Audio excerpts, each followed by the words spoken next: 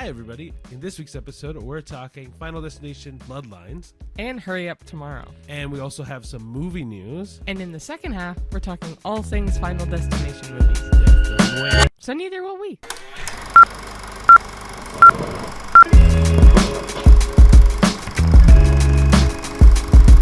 Hello, everybody.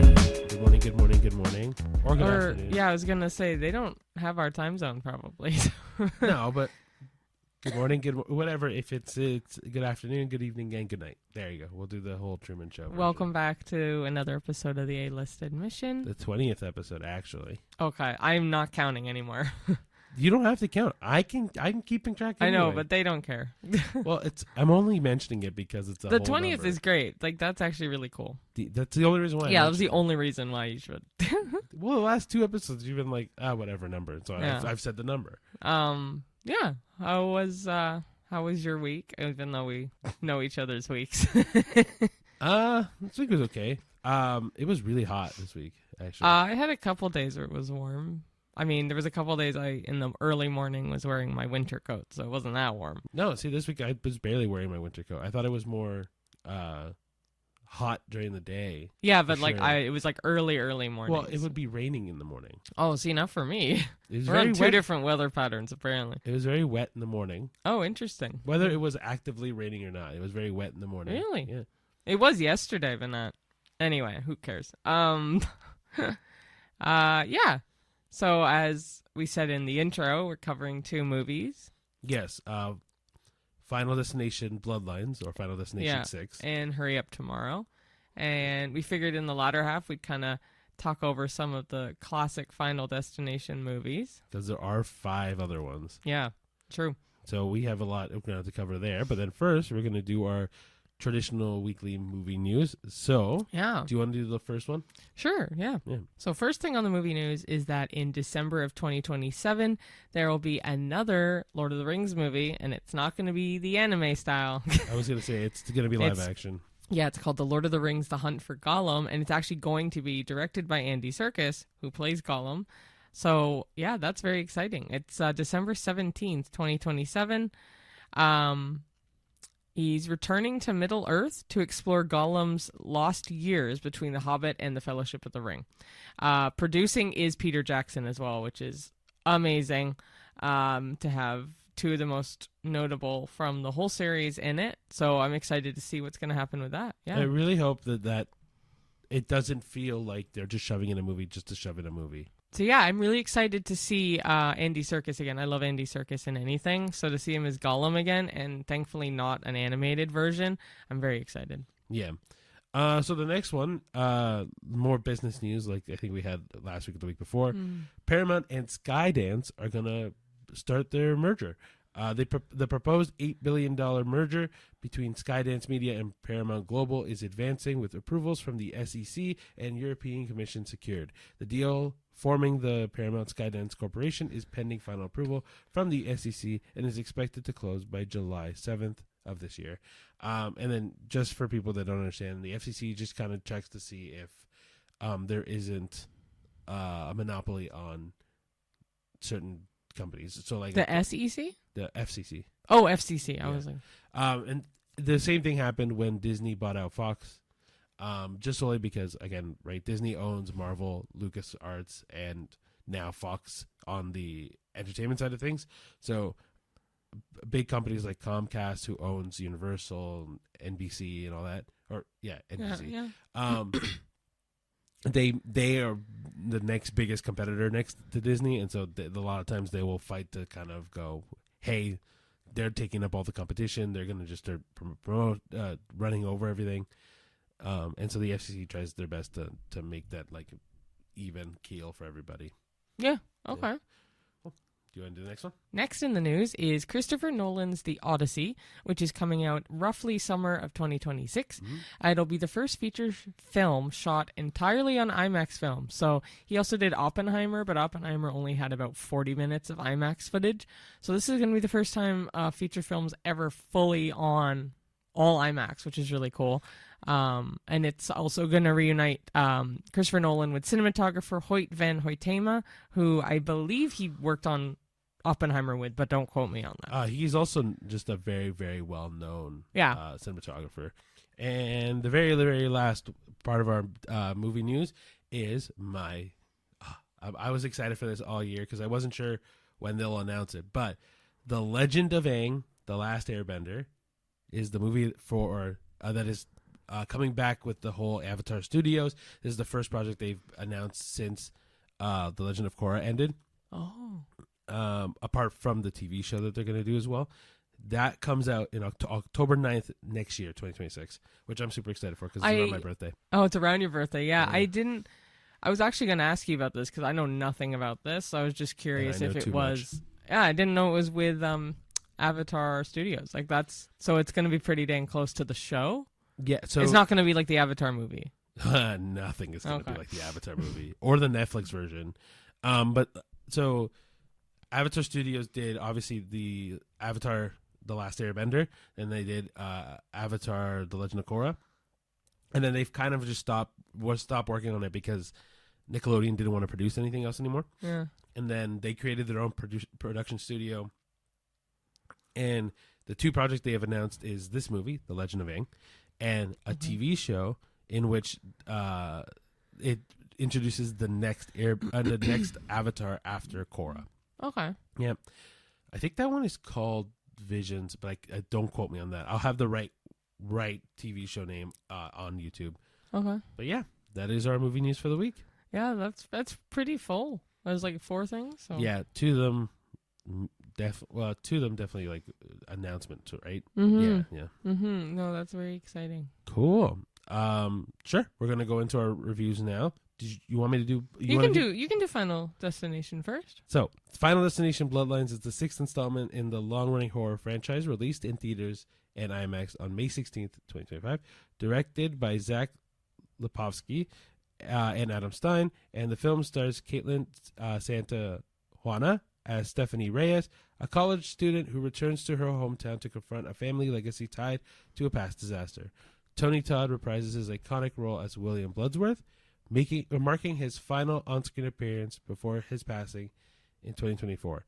Actually, Cheyenne found that information as well. Do you want to? No, you can. Okay. He passed away 2024. The Final Fantasy franchise and Indiana Jones. Final Fantasy? Did I say Final Fantasy? Yeah, you did. Gosh. The Final Destination franchise and the Indiana Jones video game, The Great Circle. Both did a in memoriam for him. Yeah, he died of stomach cancer. Yeah. The movie delves into the franchise's signature theme of death's design, introducing a new narrative that connects past and present events. Critics have noted that Bloodlines offers a fresh take on the series with inventive death sequences and a deeper exploration of its mythology. Yeah. It was nice to see William Bloodworth again as a character. But it was actually quite sad now knowing that he's passed because you could actually see the weight loss he had. Like he was very, very frail. Yeah. I think this was the best one in the series. In all of them? Oh, I gotta think of that. Obviously, the first one is always the one that starts it all, and it was good. It was very good. I really liked the first one. I think this was the next second. Like really good one. I'm inclined to agree with you that this is the best one because I'm honestly struggling to find a better one. But I was gonna say we didn't really like any because I'm the horror movie person out of the two of us. I'm not a huge fan of the Final Destination series. It's not because they scare me because they don't. I think they're very, very stupid. Well, don't go too much into it. We can leave a lot of this for the second half. But for this one specifically, I really liked it. I think I'll agree with you anyway that this is one of the better ones for sure. You loved it when we left. So no, I'm not saying I didn't love it. I'm saying I'm agreeing with you. Okay. It's a really good movie. Mm-hmm. Talking specifically about this one, without spoiling anything, it was very good. I think the acting was very well done. I think the deaths were kind of more creative in this one. Mm-hmm. That being said, man, deaths in this series, we'll get into it later. But anyway, yeah, like I like the idea of past and present connecting everything along. It just made the world seem more involved in death's design in that way. Yeah, I also really like the effects they use in the Final Destination movies. I know we'll talk about the other ones later, but like certain things they do that lean into the next scene. I really like what they do with that. Yeah, so this I thought had a couple good ones like that too. Yeah, I did think whoever plays Eric and Bobby. Well, you're gonna get into the cast after, so yeah. Okay, fine. We'll go into it now. There you go. So the cast of Final Destination is Caitlin Santawana as Stephanie Reyes, like I mentioned earlier. Tio Braunis as Charlie Reyes. Richard Harmon as Eric Campbell. Owen Patrick Joyner as Bobby Campbell.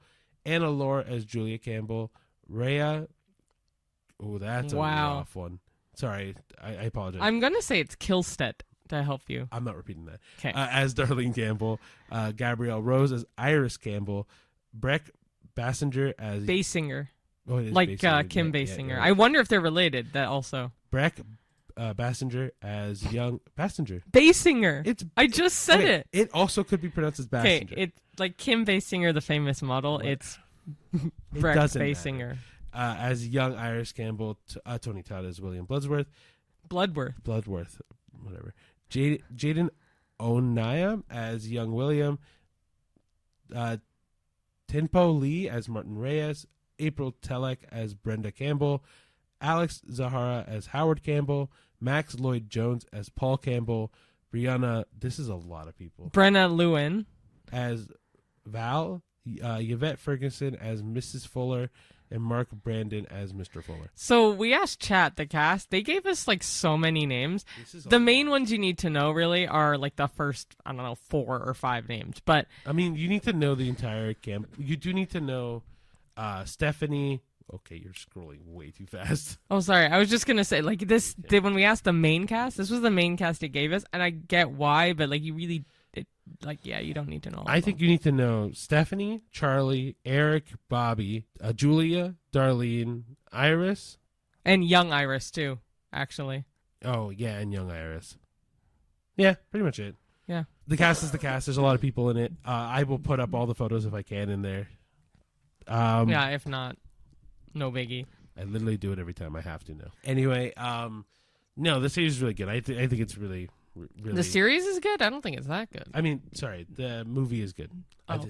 I think this movie is really good. I think I agree with you that this is the best in the series, if not really up there. And I think it's just like the critics say, it's a fresh take on the series. Yeah. No, I agree. I thought it was really, really good because I don't really like the Final Destination series. It's probably one of my least favorites. Just not like... It's just very stupid. But I actually really liked this one, and I was rooting for it based off the trailer, which I was also very... obviously, I'm not going to mention anything spoilers, but I think you know my brain. I know what she's going to talk about, but I was very happy with the trailer because it was in the movie, but not that way. Yes, honestly, just leave it at that because any more you say, it's going to ruin that scene. So I definitely recommend seeing it. Yeah, regardless, I think it's a phenomenal movie, like Cheyenne said, and I think that if you've watched at least one of the Final Destination movies before and you're kind of intrigued how this goes, I would absolutely recommend this one. Yeah, and also if you go to a Cineplex movie, not sponsored, but if you do go, they have trailers beforehand that show you like the new Conjuring movie that's coming out, like a bunch of new movies that are coming out that are horror related, and they look really promising too. It says the person that loves horror movies. Yeah. That's the one thing I actually look forward to when we go see a horror movie is the trailers beforehand. I will say, because more often than not, they're going to be horror trailers. Well, I also say I like the trailers before them because when you go to see a regular movie, or like an action movie or whatever, you get to see the same trailers you've seen. Like, because we go every week, we see so many of the same trailers over and over and over. Oh, they're awful. Like we've seen the ballerina trailer, I want to say like 15, 20 times. But the horror movie ones, they don't show as often because they don't want to scare people. Well, they can't really. Yeah. Like if they play the films that will match the rating of the movie as well. That's the other thing. So like we don't see the horror movie trailers at all unless we go see a horror movie. And I feel like we haven't seen a horror movie. Oh no, but we saw Death of No, the Death of a Unicorn. Sorry. Hard Eyes? No, Clown. The Clown one. in a We Cornfield. saw that one last week or the week before. Yeah, but The Last Rites, like The Conjuring, The Last Rites, that was a more newer, like that was a newer release. So Newer trailer. yeah, it just suited Final Destination. I don't know. The trailers in this felt more fresh than what we've normally seen them as. Yeah. Oh, our rating. I think 7.5. Oh, yeah. What were you going to say? I was going to say 7.5. I'm in that range as well. I'm in the same range. So I'm going to go with 7.5. I'll join you. 7.5. Just because of one thing that made me not smile, but like I was happy to see, which I'll explain to him later. No spoilers. So yeah, the second and final movie we saw, there wasn't a heck of a lot of new movies out, just these two, was Hurry Up Tomorrow. And it's also it's an accompanying film to The Weeknd's trilogy of albums. There was After Hours, Dawn FM, and then Hurry Up Tomorrow. The Weeknd, acting wise, is known as Abel Tesfaye. I want to say his last name is, because that's his actual name. Yes, I don't know. But he's known professionally in the other circles as The Weeknd. So yeah, this movie accompanies his album Hurry Up Tomorrow, so it's the same name. Also released on May 16th. It's directed by Trey Edward Schultz, and it's a psychological thriller that stars Abel, or The Weeknd, as a fictionalized version of himself, alongside Jenna Ortega and Barry Keoghan. The narrative delves into themes of fame, identity, and self-destruction, inspired by a real incident where The Weeknd lost his voice mid-concert in 2022. So critics have noted that both the album and the film explore his introspection and artistic evolution. While the album has been praised for its ambitious scope and cohesive blend of electronic and R&B influences, the film has received mixed reviews, with some highlighting its symbolic storytelling and others critiquing its clarity. I thought this movie was ass. So before we go too far into the rating, like Cheyenne said, there's literally only 3 characters in this movie. Yeah, so main cast is just Jenna Ortega, Barry Keoghan, and The Weeknd. That is it. Abel. Yeah, Cheyenne, sorry, it's not a great movie. It's really awful. bad. It's boring. It makes no sense. The very, very, very last scene was like, oh, okay. But that was, oh my goodness, it was bad. The thing I was going to say about this movie in particular is that there's 2 things I think that shine in this movie, truly shine. And it's, I think the acting is really good. The Weeknd's acting, not my favorite. It's the same as this show. I don't remember what the show's name is. But The Idol. Oh, thank you. His acting is not the best. But aside from that, Jenna did a great job and Barry does a great job. But on top of that, I think that there are some very unique shots, like camera shots that they used in this movie that I thought were really fascinating and really cool. Like one is an upside down image of I want to say it's New York, but it might be Chicago. We're not from the States, so I always confuse the two skylines. And then 2, there was one where you can see it's almost like a 3D pan around the entire inside of Jenna's car in the movie.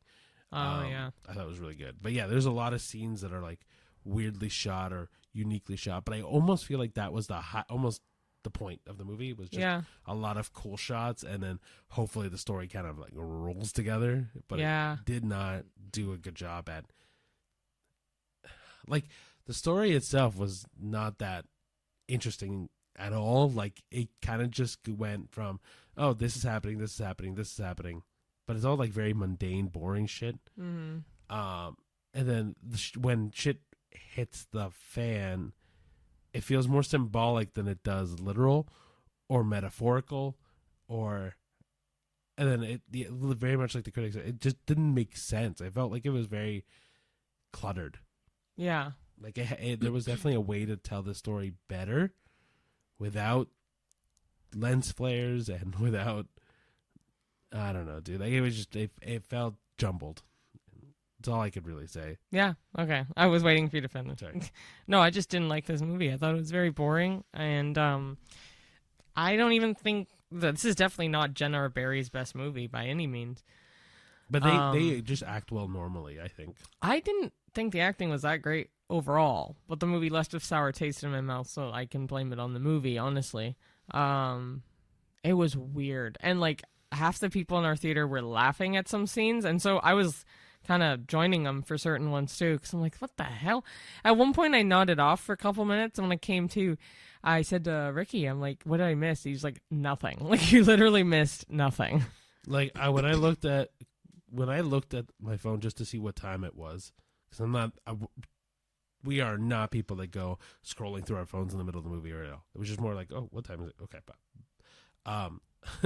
We were an hour in, and I could tell Cheyenne, like, yep, this happened and this happened. Everything else has been just filling in between. Yeah. Like, it was, again, I would tell you guys what happened. Because it's comically slow at what happened, but I don't want to But I don't know if you need to listen to the album before seeing this to kind of get the story of the album. We talked about that too, because like when we left, we're like, I'm curious if this movie means more, is clearer, and like the imagery of some of the symbolism in it makes more sense because you understand what the album's about and his journey through the album. Yeah, I don't know. Or if it's just a movie based on the album, but it's its own thing.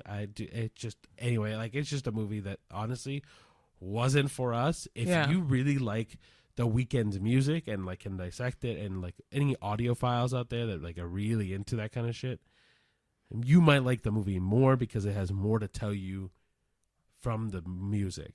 Yeah. For us, we're not like, we like some of the Weeknd's music, but we're not deep diving into it, trying to understand its messaging. Like we're just kind of like casual music listeners. And so taking that and throwing that in the movie, like the movie just sucked because we didn't understand it. It just didn't appeal to us at all either. And then there was a theory online that Jenna had confirmed, but she didn't know if it was the final one, that she plays a version of Abel. Which could be like possible. Her character plays a version of Abel, which again, it could be possible. I don't know. But she really liked that idea when she went into filming it. I can definitely see it kind of recollecting that movie now. But I mean, again, like it doesn't make the movie better. Like, I think it's just no. Ratings A 1. Yeah, I was truly flirting between anywhere from a half to a 1.5. It was kind of. I would just do 1. We'll just do 1 because it's right down the middle. It's really, really bad. And for our Letterboxd, it's out of 5. I think we did half a star. Yeah, because you can't do any lower.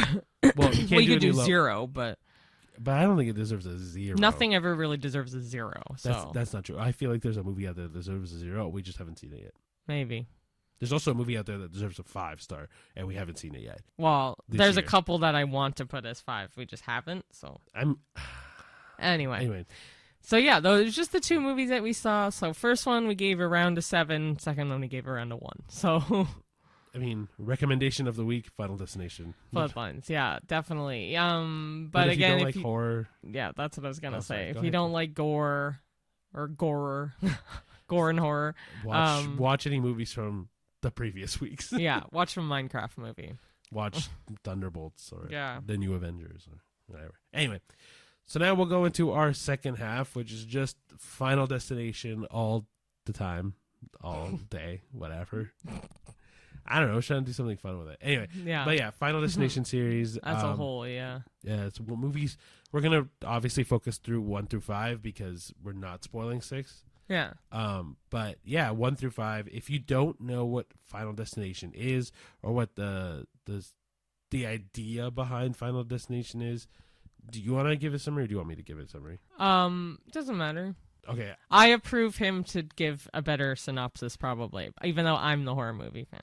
Fair. But it's just because maybe I'm more engaged in this series. Not that it's good by any means. No, it's not. Anyway, so the series as a whole, the point of it is one person enters a situation, or a group of people enter a situation. One of those people has a premonition that they are all going to die always very gory death. That premonition then gets that person to react and save as many people as they can. That could be a group of 3. That could be a group of hundreds. Like a plane's worth. That's only 6 people that they save. Technically, okay, I guess, 6 notable ones, but on the newest movie. Separate. No, we're not talking about it. Anyway, so then those, let's say, group of 5 people, all being saved, have now cheated death. and death is now coming for those people because death doesn't like to be cheated, and they will kill them in the order they were supposed to die in the event, right? And then there's ways to get out of it. So there are two ways that you can avoid dying. One is you kill somebody, you take the rest of their lifespan as yours, or two, you die and then get resuscitated, or brought back to life, right? So that's essentially the movie, the idea of the movie. And then the deaths that are the most notable in the series because they're just so outlandishly crazy. They're a fun little Rube Goldberg machine. What? A Rube Goldberg machine. Of course, you'd throw in something just to make conversation. What is a Rube Goldberg machine? It's those machines where like a marble will go down a track, hit this fork. Oh, why can't you just say that? Because there's a name for it. I didn't know that was the name. Is it named after someone? Yes. Okay. But essentially, yeah, it's a massive thing where this happens, that causes this to happen, which causes this to happen, and then yada, yada, yada, all the way to someone dying. Yeah. Yeah. But yeah, they are just stupid movies, man. Like it's every death is one of those machines where it looks like, how the hell did that trigger that trigger that? Yeah. To this person dying in the most absurd way. Yeah. Yeah. True. I see you got some questions. So yeah, I looked up some questions, also asked ChatGPT for some other questions, kind of to guide us on this journey through the Final Destination movies. So the first one was, what's your favorite death scene in the franchise? So just a heads up, spoiler alert for the entire 1 to 5. Pretty much. I mean, depends on what. For me, it's the scene with the two girls in the tanning beds. So I don't have a favorite death scene. I'm just going to say that. I really don't. This is the one that's most notable because of how the filming worked. Because do you remember at the end, their tanning beds slam? And as they slam, it turns into two coffins. Yes. Which I really thought that was... Like, that's the one thing I do like about these movies is the way they can, like, slide into the next scene really, like, in a really fun way. So it's not, like, my favorite, but I liked that scene for that.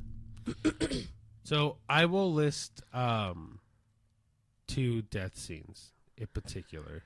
And the first one for me is the dumbest one. I think one of the dumber ones is in the first movie, the teacher that gets saved from the plane crash.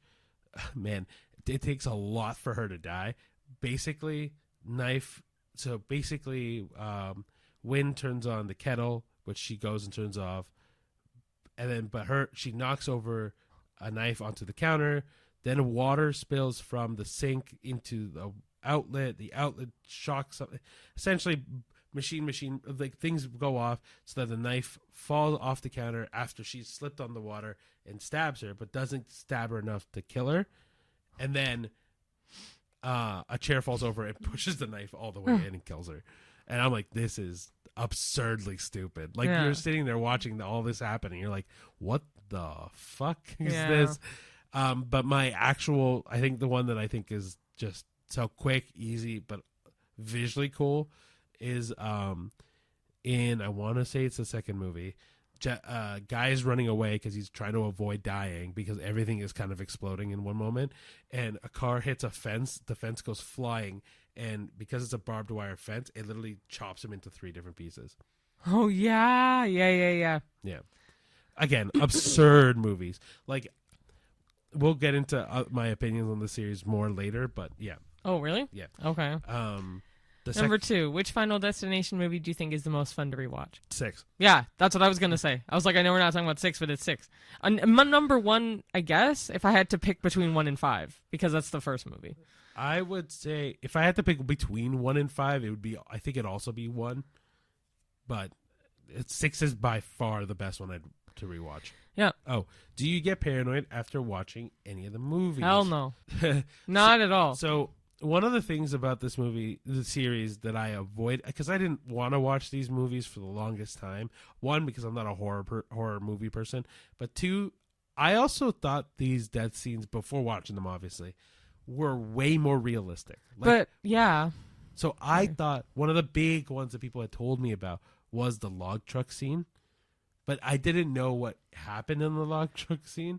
And so I just thought it was a log falling off a truck and killing the person right there and then done. But man, so many things happen in that whole log truck scene. But I was talking to a couple people a few days ago too that they specifically avoid certain things from these movies because of these movies. So the log truck, they'll avoid driving behind it. I'm like, that's so stupid though. Like, I get it if you get scared by that, but I'm like, you have to remember how it happens in the movies. Like, it's not going to be that easy. I will say, or not that easy to die in that way, but like they make it outlandishly hard. I will say there are things that I'll avoid, but I'll avoid them regardless of these movies. Like, I don't like tanning. I wouldn't go. I don't want tan, obviously. But even then, like, I also get naturally scared of tanning beds just because you're shooting UV rays at yourself. I've just never done it. I do it, but I know it's not good for you. So that's why. It's because it's not good for you that I wouldn't do it anyway. Elevators, I will say, I don't like elevators personally. Because one time, mind you, this was in the Tower of Terror, which is a very different elevator. The ride stopped. But it was like pitch black, and it was after he had finished like one of the jumps, and there's more jumps, but it didn't happen. So I was like, shit. My dad panicked. Like, he has claustrophobia. So pitch black in a room, you can't see the size of the room. He freaked. And that always made him a little antsy afterward. Oh, is it mine now? Oh, I was going to say one quick thing about the elevator. Go. So the other thing with elevators for me, I honestly, the only thing about elevators, I just don't want to get stuck in one. Yeah, I don't like the idea of getting stuck in one. That's what, because some of them, the phone signal's better in a lot of elevators now, but some are still not. Yeah.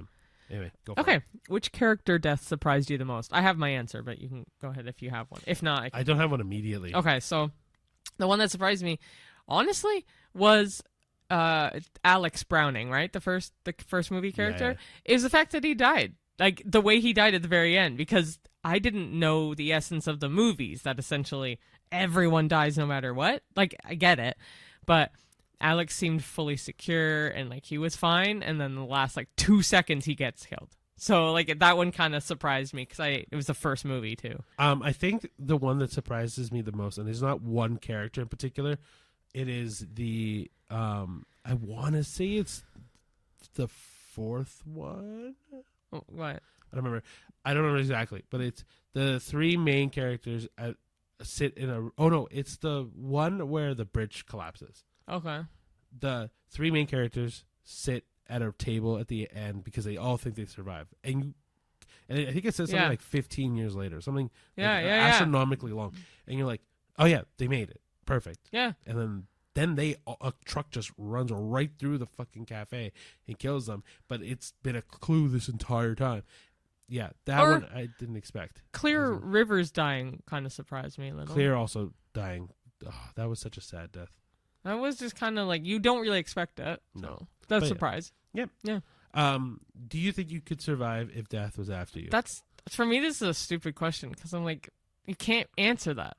I don't know. I think you can answer. Okay, what's your answer? No. Like, I think my answer is no. Everyone dies in these movies. That should be your answer. That's what I mean. Yeah. It's like, I think no matter how prepared you are, or like Clear had the best version of this, where if she just stayed in a padded room forever with not letting anybody in, not letting anything else in. And Iris, but that's the new movie. Yeah. Same thing. But yeah, like if you did all that, then yeah, of course you'll survive forever and death won't ever kill you. Mm-hmm.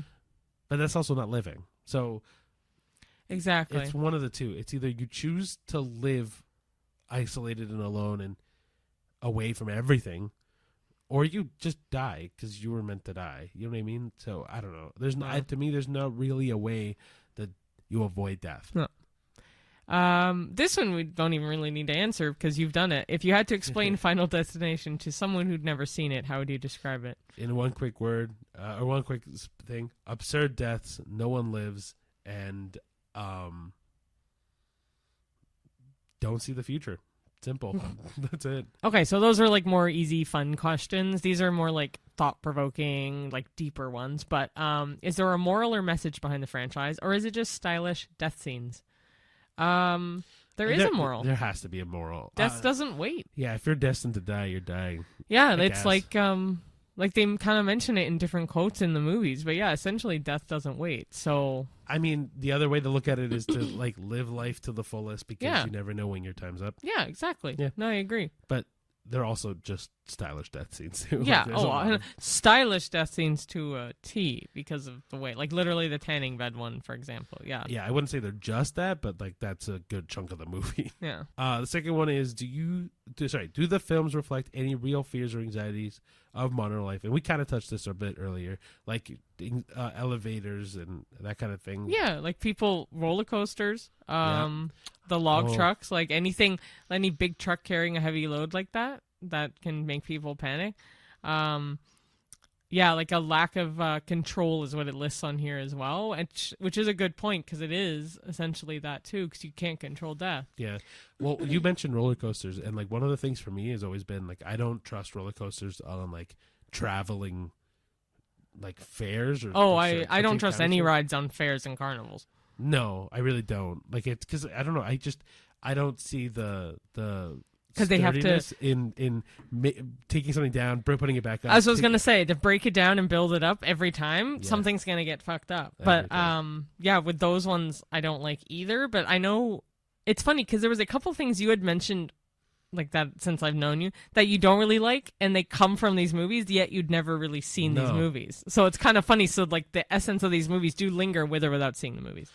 But I feel like they're all very accurate ones. Like even like as simple as the log truck one, you see a log truck go down and they're kind of just strapped over. Yeah. And so it's not crazy to assume one might just right out of it, right? Yeah. So apart from like actual death scenes that happen in this, if we're talking in the fear of like lack of control and stuff, that has been me to a T. Like I have my mind works where I have planned things out the way things are, and you can even ask Cheyenne. Cheyenne brought another planning thing to me, and now I do it all the time. Is looking up the menu at a restaurant, so that way you can control that situation ahead of time. That is a real anxiety for me. Not just the menu, but like knowing stuff at least in advance. Like if I make plans with someone.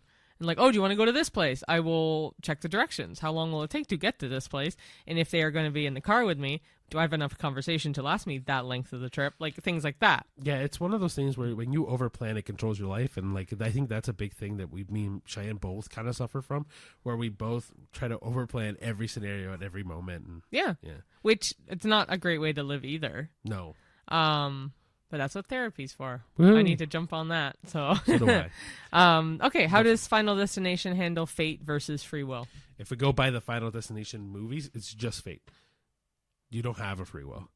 No. Think that's the thing. You think you do. Yeah, it's the illusion of free will. Yeah, it's like The Truman Show. Oh, that movie's so But good. it's like the illusion that he's living in a real world and he's not. But the difference is that he breaks free from that. Like his free will he does. wins. And that's his free will. Yeah, But- it rules out. This one will always be fate. Always be fate. No matter, and it's truly no matter how long it takes for that fate to come true. Yeah. Fate always comes. Yeah.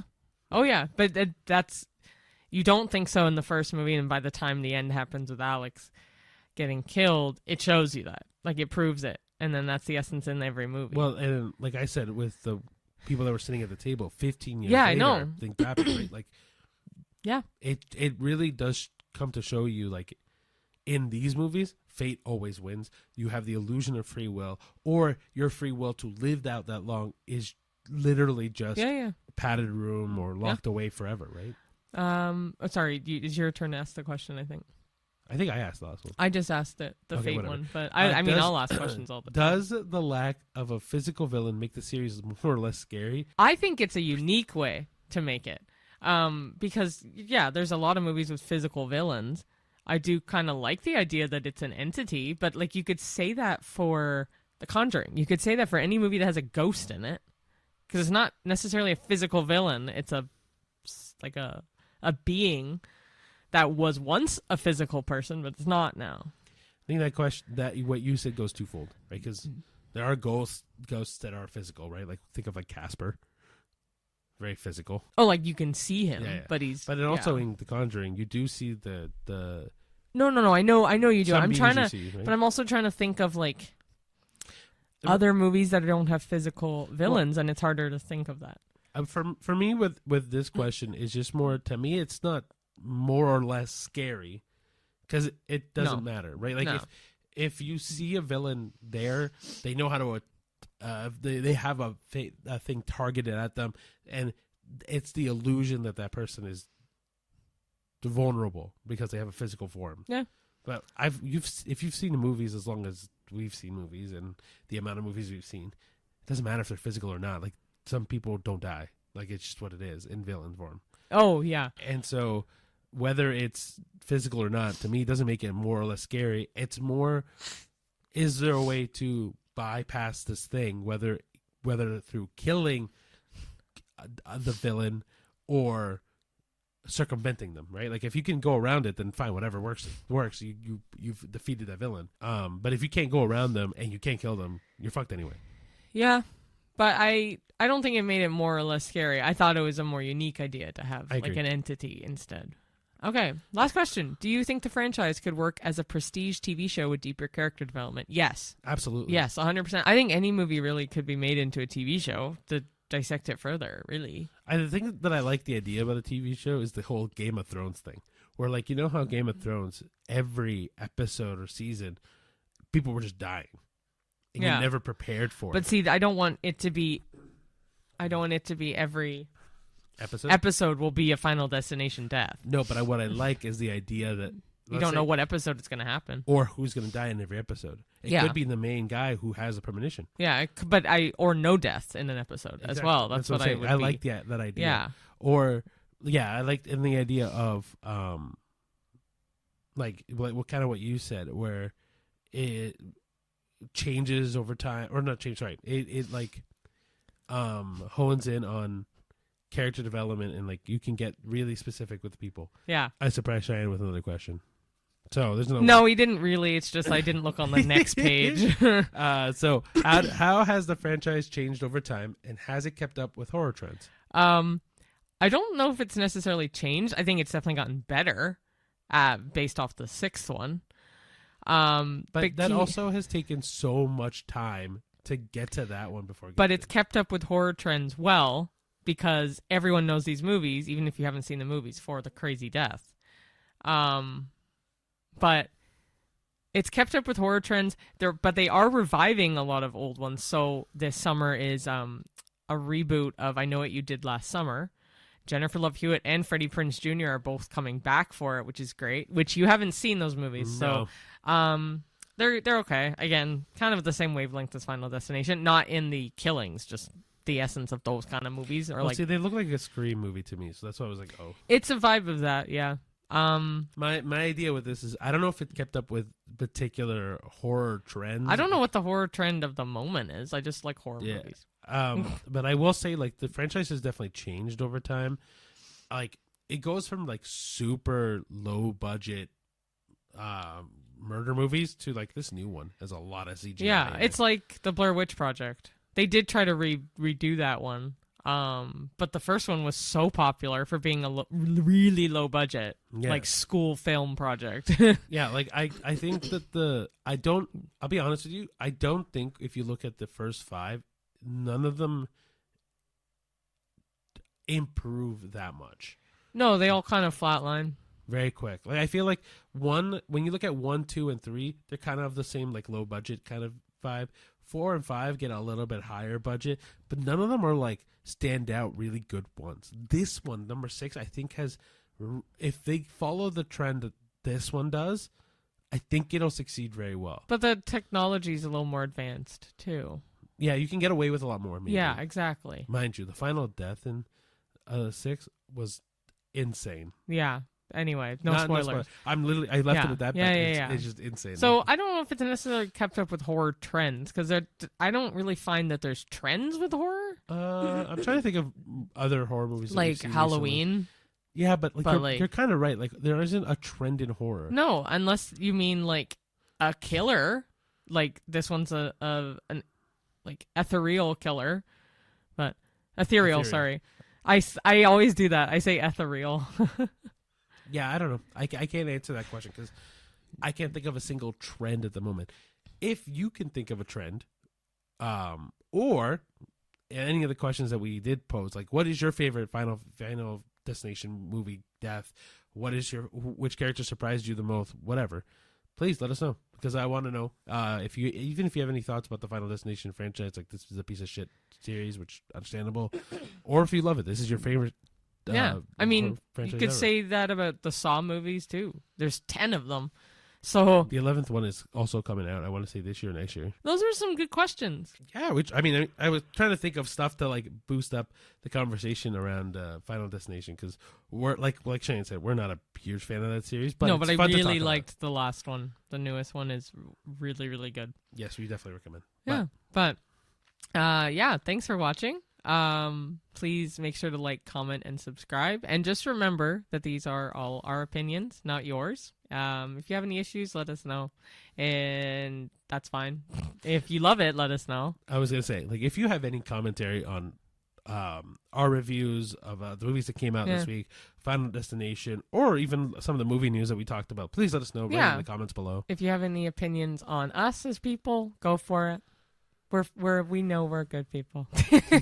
Anyway, yeah, make sure to follow us on all the things. So we have Threads, we have Letterboxd, we have Twitter, we have Instagram, we have YouTube, we have TikTok, we have Facebook, we have Letterboxd, and then which is completely updated now. Sorry. Yep. And we have Spotify, Apple Music, actually anywhere you get your podcasts, we're on there. And like I said, YouTube is the main place you're going to get a video and audio version as well if you have YouTube Music. Yeah, but yeah, like, comment, subscribe, like Shane said, but also rate us 5 stars. Yes. Yep. Thank you. I hadn't gotten there yet, but I was getting there. Right. But yes, please rate us 5 stars on Spotify, or if any other places do 5 stars. I don't know, but I know Spotify does for sure. But yeah, we'd appreciate the likes, the comments, the subscriptions. Because yeah, our channel's kind of growing here and there. Like, I see more and more subscribers. I see a lot more like video views on our popper flops and our reels, which is really nice. And I know the reels and popper flops are short, sweet, and easy to watch, but take a gander at the full length ones, because they're actually really fun. Yeah. And even if we put a lot of work into them. Yeah, and even if you can't sit and watch the whole thing, that's okay. Like, to watch in pieces. Yeah, literally, or listen to it in your car. Yeah.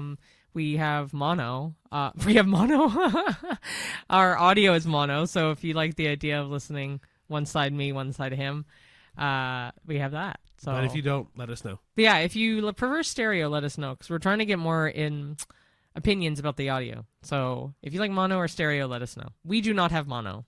I just meant we have mono audio. And with that, we'll see you at the movies. Bye. Bye.